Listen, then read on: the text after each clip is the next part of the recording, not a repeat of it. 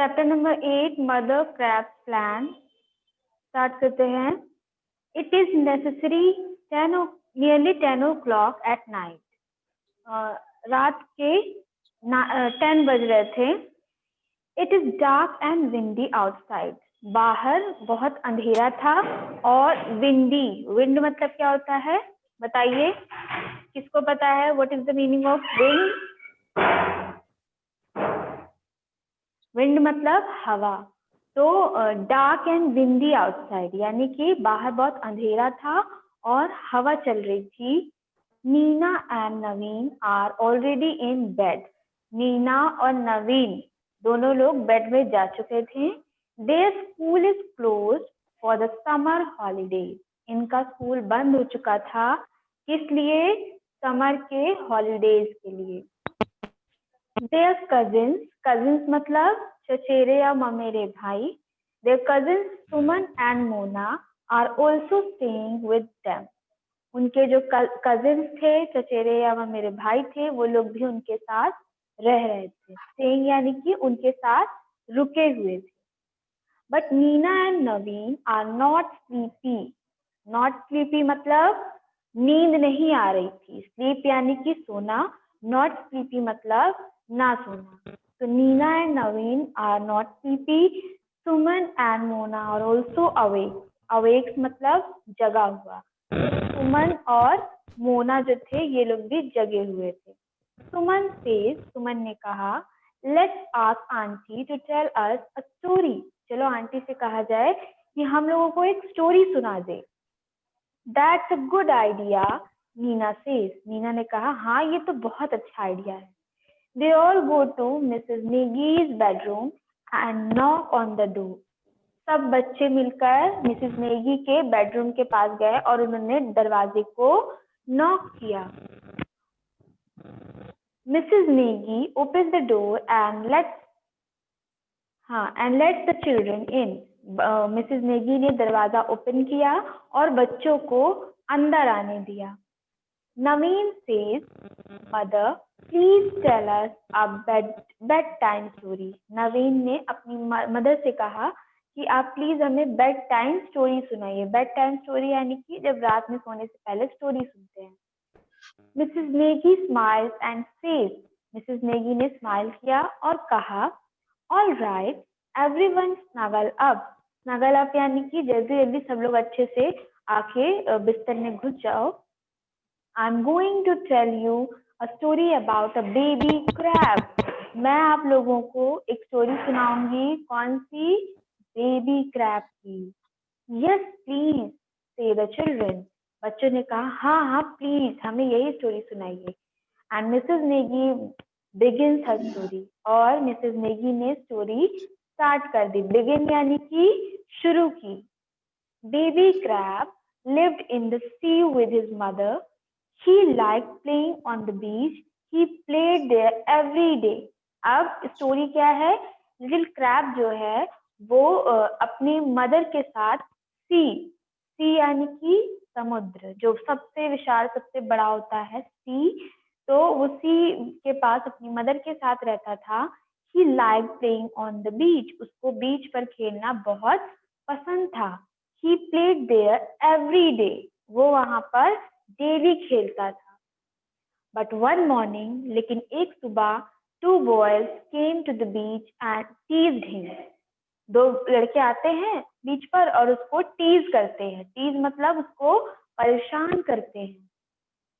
He wondered why the two boys were chasing him. Wondered यानी कि आश्चर्य। उसको एकदम वो अचंभा था कि ये दोनों लड़के मुझे क्यों परेशान करते हैं। He was frightened and he started crying.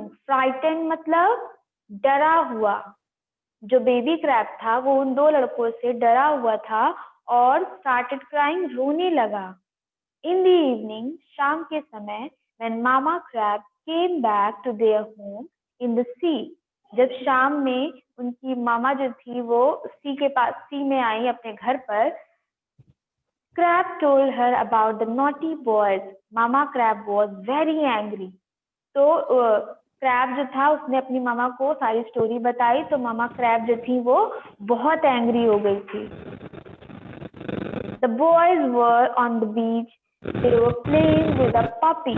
फिर जो दोनों लड़के जो उसे परेशान किया करते थे वो दोनों बीच पर थे और पपी के साथ खेल रहे थे। पपी यानी कि डॉग का baby. After some time, the boys sat down. कुछ देर खेलने के बाद जो लड़के थे वो बैठ गए। They saw a big starfish. उन्होंने क्या देखा? एक बड़ी सी starfish. स्टार के शेप में एक फिश होती है, उसे देखा। They called their friends to join them. उन्होंने अपने फ्रेंड्स को भी बुलाया कि तुम लोग भी आओ, हम लोग खेलते हैं। Mama crab wanted the boys to go away. Mama crab क्या चाहती थी कि जो ये लड़के हैं ये यहाँ से चले जाएं।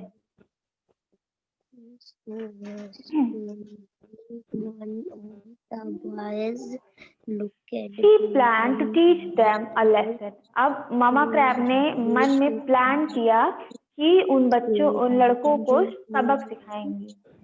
She called all the big boys. उन्होंने सारे जो लड़के थे बड़े बड़े उन सबको बुलाया। And they came out of their houses in the rock. अब जितने भी जो बड़े बड़े लोग थे वो क्रैब के, जितने भी उसके फ्रेंड्स थे उन सबको बुलाया।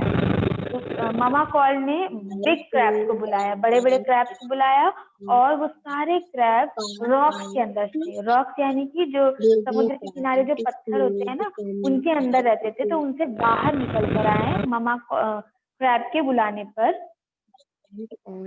She pointed out the naughty boys to the big crabs, then she told them about her plan.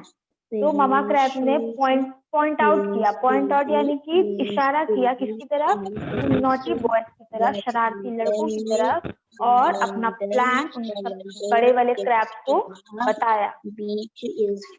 The big crabs moved towards the boys quietly.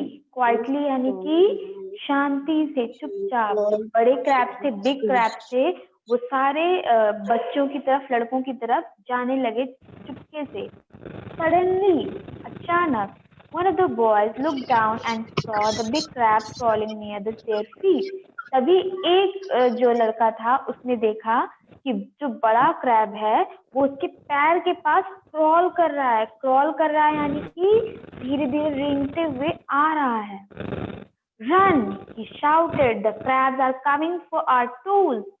तो उसने क्या चिल्लाया लड़के ने कि दौड़ो, जो क्रैब्स हैं वो हमारी टोज के पास आ रहे हैं, हमारे एकदम पैर के करीब हैं। The boys started running. तो जो लड़के थे वो सब दौड़ने लगे। They ran all the way to the car park. वो लोग जहाँ पे कार की पार्किंग होती थी वहां तक दौड़कर आए। Baby crab could come out to play now. अब जो बेबी क्रैब था वो बाहर आ सकता था खेलने के लिए।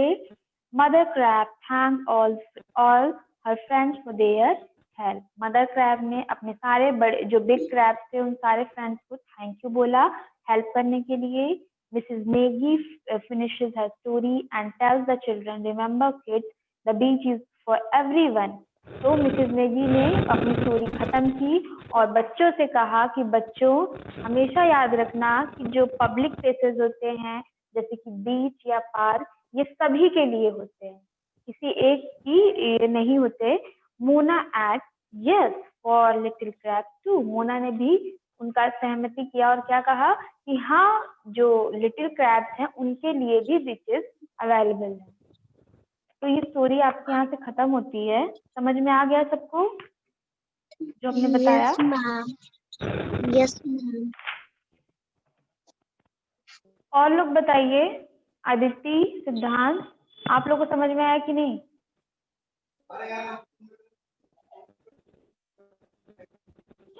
हाँ, ओके ओके। तो क्वेश्चन का आंसर बताइए। Why did baby crab cry? Baby crab क्यों रोया? क्योंकि मैम उसके ब्रदर जो है उसे देख रहे थे। ब्रदर नहीं बेटा, जो बॉयज थे वो उसको परेशान कर रहे थे ना, उसको टीज कर रहे थे। How did mother crab teach the boys a lesson? Mother crab ने जो लड़के थे उनको कैसे सबक सिखाया? बताइए।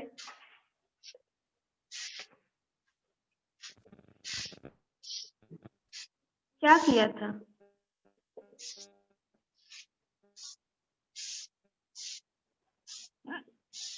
बताइए।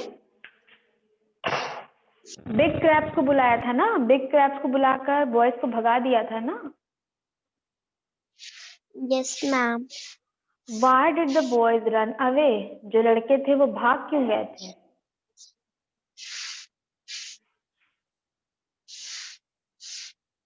बताइए। मैम इसका क्वेश्चन क्या है? जो बच्चे थे, जो लड़के थे, जो बेबी क्रैब को टीज कर रहे थे, वो लोग क्यों भागे थे? क्योंकि मैम जो मदर थी उन्होंने बड़े क्रैब को बुलाया था। बिग क्रैब्स को बुला लिया तो बिग क्रैब्स को देखकर वो लोग डरकर भाग गए। Why did mother crab thank her friends? Mother crab ने अपने फ्रेंड्स को थैंक यू क्यों कहा? क्योंकि मैम उन्होंने उनकी हेल्प करी थी। हाँ। Is the beach for everyone? क्या बीच जो होता है या कोई भी पब्लिक प्लेस होता है वो सबके लिए होता है या किसी एक के लिए होता है? बताइए। मैम सबके लिए होता है। सबके लिए होता है। तो ये चैप्टर आपका यहीं से एंड होता है। सबको समझ में आ गया ना पूरा चैप्टर? Yes ma'am.